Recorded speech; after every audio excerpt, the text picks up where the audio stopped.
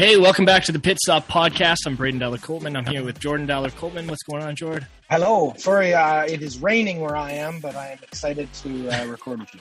Yeah. We had a fun race last week in Monza. We always have a fun race in Monza. We had the return of the Shoey, which we'll get into more, and an upcoming race in a week and a half at the Russian Grand Prix. So let's get going.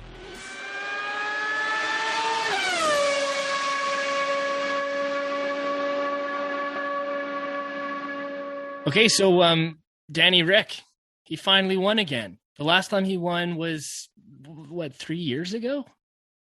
Yeah, I think so. With Red Bull. Yeah, so it's been a while for sure. And it sure was exciting.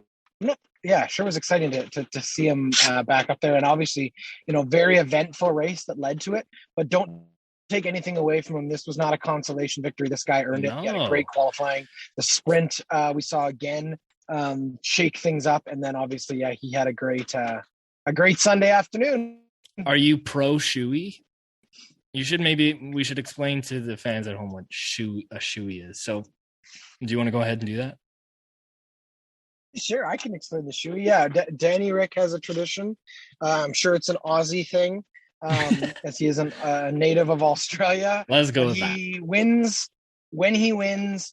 And he's standing atop the podium. I think last year they even did it when he was just on the podium, because I do remember him sharing a Shoey with Lewis Hamilton last year. But yeah, he basically takes off his racing boot, fills it with some of the ceremonial champagne, and drinks directly from his 3-hour-long foot juice that's been soaking in his boot while he's been racing. It's an absolutely disgusting tradition. But more and more drivers have been getting in on it. This week, obviously, Zach Brown, the executive from McLaren, was up there on the podium representing the constructors for the victory. And his teammate, Lando Norris, came in second. So they had a 1-2 finish for McLaren. So all three McLaren employees indulged in a little bit of champagne from the boot. And as I mentioned, I think Lewis did so last year too. I don't believe Valtteri Bottas partook. He was obviously in third place on the podium, but it's become a tradition and people look forward to it. And it is, it's something. It's something. We had lots to talk about. We're probably not going to get into too much of the battles. We saw some really, really great mid-pack racing. Sergio Perez, Carlos Sainz had a really great tete-a-tete. And the tete-a-tete I want to talk about here, though, is the Max Verstappen, Lewis Hamilton battle. This has been a battle of the top tier racers all season long. We saw Verstappen go out about 3 weeks ago. I think that was in Belgium, or maybe it was Hungary. One of those races. No, he won Belgium. I think of Hungarian Grand Prix. We saw him out in that. They've been battling ever since. And in this last race, we saw a turn that was taken far too tight. Jordan, what happened there, and who's really to blame here? Yeah, so I mean, those who watch the race will kind of remember that we had a bit of a different start than we're used to, because we had the sprint on Saturday, so the field was kind of shook up a little bit. Lewis, I believe, started in fourth, I want to say, but was able to gain position right away and moved up into third at one point, and then he was right behind Lando Norris and sort of in the fourth spot, while Daniel Ricciardo was in second, and Verstappen got out into an early lead, and they kind of battle like this for the first little bit, getting ready for pit stops. And then Lewis took an early pit stop. I shouldn't say Lewis took an early pit stop, because he didn't. He took a late pit stop, but Ricciardo took an early pit stop, which sort of shifted everything, made everybody who was chasing him have to sort of cover the undercut. So immediately Verstappen went in, and Verstappen and the Red Bull team had a very uncharacteristically slow pit stop. I believe he was actually in the blocks for almost 11 seconds, which is ridiculous compared to their 2.5 or 2.3 record that they hold.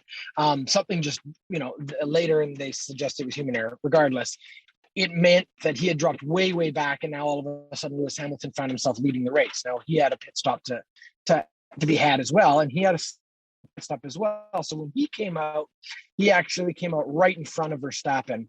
And Verstappen, having already dropped all these positions back, and I think recognizing that his race was done, really recognized this was his one and only chance to get ahead of his points rival. And so, yeah, they came into the first couple turns very aggressive, as we have seen in other races, wheel to wheel. And on one of those turns, Verstappen took a very aggressive line on the inside, didn't yield to the racing line of Lewis Hamilton, who was slightly ahead of him, went over the sausage curb on the edge of the racetrack, went airborne enough for his back tire to catch Lewis's, and was launched right up on top in a very scary incident where his car literally landed on top of Lewis Hamilton's Mercedes. His rear right tire landed on Lewis's head. Thank God for the halo system, which has now saved multiple drivers, Roman Grosjean, in the most dramatic way last year. But obviously Lewis Hamilton has a lot of engineers and a lot of people to thank for implementing the halo, because I think it was the only thing that stood between him and a really, really dangerous situation getting even worse. But it meant both of our championship contenders were out of the race, and all of a sudden the door was wide open for many other drivers to improve their positions, and obviously two very frustrated camps with Red Bull and Mercedes. Well, for sure. And I think the frustrating part in all of this is that I don't think it is clear to state that, like, I don't think who's at fault here is clear enough. I think that, like you said, Max Verstappen made a really aggressive kind of cut, and I don't think if he was facing anyone other than Lewis, he would have done this. But I also think that Lewis was just as aggressive in taking that turn and he squeezed him out. There was no space for Max on that turn as well. Yeah, and I think that is definitely what was considered by the stewards. But the stewards' ruling was that Max Verstappen was in the wrong, and their justification was along the lines of very similar situations had already played out on that corner as a bit of a hairpin, hard right, hard left corner coming out. I think it's either turn 1 or turn 2, might be turn 4, but it's somewhere in the early portion of the circuit. And multiple other drivers had been in very similar near miss scenarios during the course of the weekend, where you had two drivers coming into the corner fighting for that racing line, and the outside driver usually had a slight advantage because of the right hand turn, and the left-handed driver in every other scenario yielded the position because he wasn't in the lead. The only rules that state you can't sort of edge a driver off the course is if the other driver has an equal racing line to you. So that's the argument that was made and cost Hamilton a penalty at Silverstone, was that he didn't leave ample space for Max Verstappen to safely race next to him when they were wheel to wheel. In this situation, though, the stewards believed Verstappen never fully had his car parallel or ahead of Lewis Hamilton, and therefore he was obligated to yield the line and chose not to. He was considered the aggressor in this situation. Yes, Lewis was driving aggressively, but not beyond the rules. And so that's what the stewards' ruling was, which is why Max Verstappen will also suffer a 3 grid place penalty going into Russia. Yeah, I mean, that's the thing I'm always curious about, is when these penalties get handed out, because there are often times, especially at the beginning of the race, that they'll determine that this is just a racing incident and they'll move on.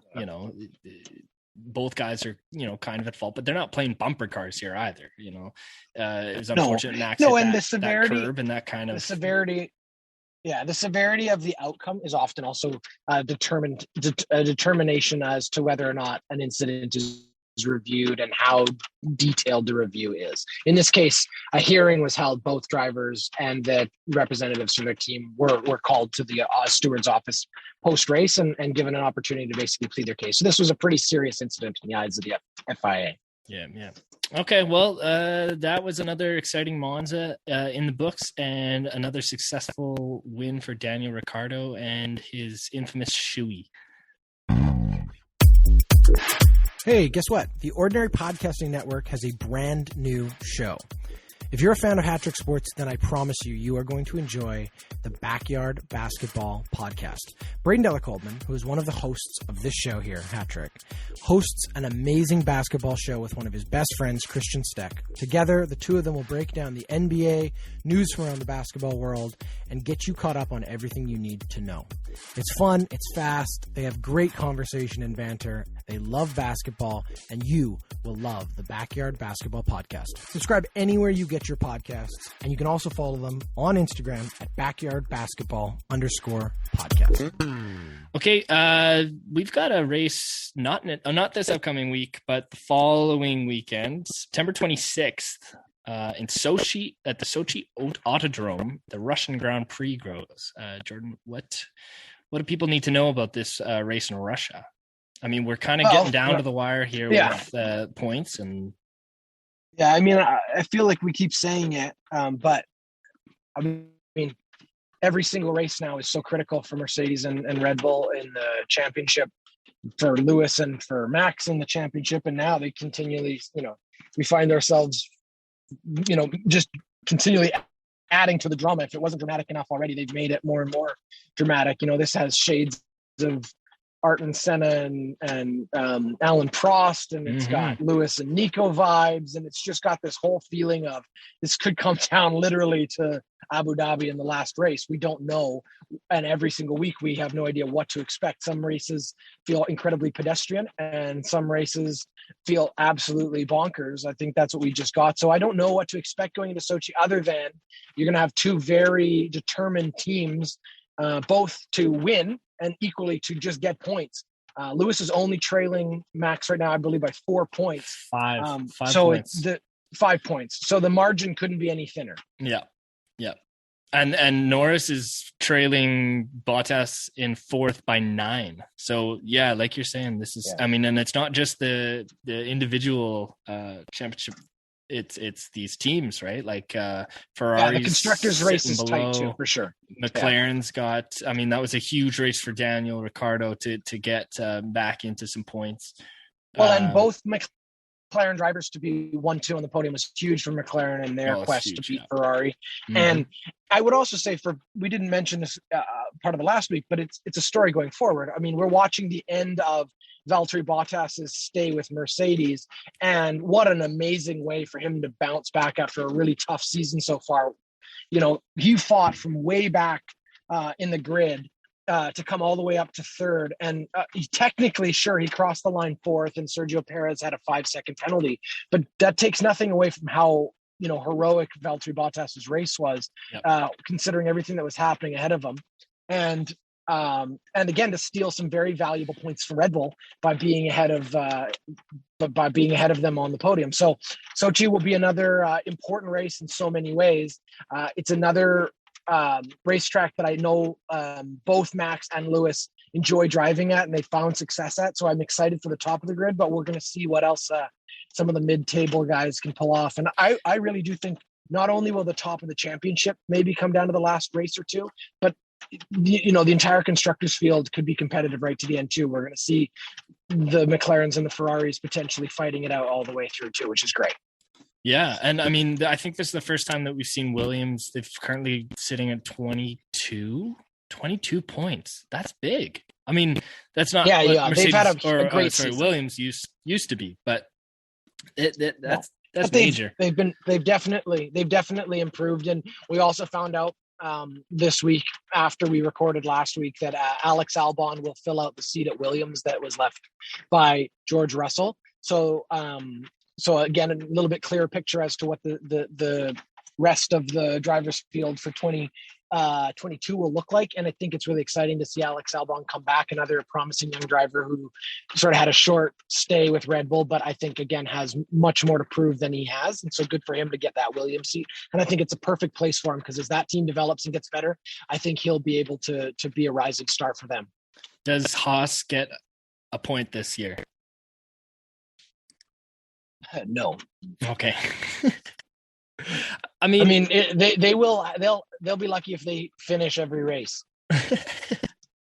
Mick Schumacher is The going to rest have of the a way. good future, I think. I don't think that his success will be found in a Haas car, but I think that the experience being on that track is invaluable for Mick. Absolutely. Mhm. Absolutely. Okay, well, Russian Grand Prix, there's not much more to tell you other than it's happening in Sochi in Russia, September 26th. And so set your PVRs well in advance because it's an early one, 6 a.m. And until then, thanks again, everybody, for listening to Pit Stop.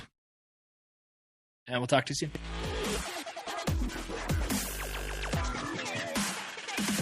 The Pit Stop podcast is presented by HatTrick Sports and is a member of the Ordinary Podcasting Network. The show is produced by Jordan and Braydon Dowler-Coltman each week, but mainly Jordan. And you can follow us on Facebook, Instagram, and Twitter. Thanks for listening.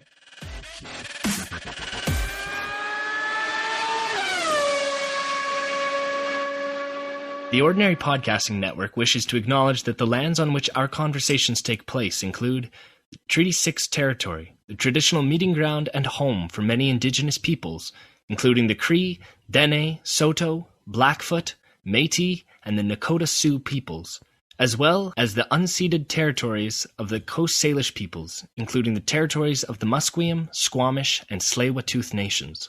We acknowledge the many First Nations, Métis, and Inuit whose footsteps have marked these lands for generations. And we extend our appreciation for the opportunity to live, create, and share stories on these territories. The Ordinary Podcasting Network intends to engage in conversations and dialogue which acknowledge that reconciliation is not a destination, but a journey, and that we remain committed to practicing our craft in a decolonized space.